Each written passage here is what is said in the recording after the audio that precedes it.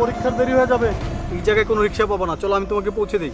শুনুন, আপনাকে আমার পৌঁছে দিতে হবে না, আর রিক্সা না পেলে আমি একাই হেঁটে চলে যেতে পারবো। আর হ্যাঁ, আপনার সাথে আমার কিছু কথা আছে। ও গড, আমার সাথে কথা আছে? তাহলে চলো না কোথাও কফি খেতে খেতে বলি।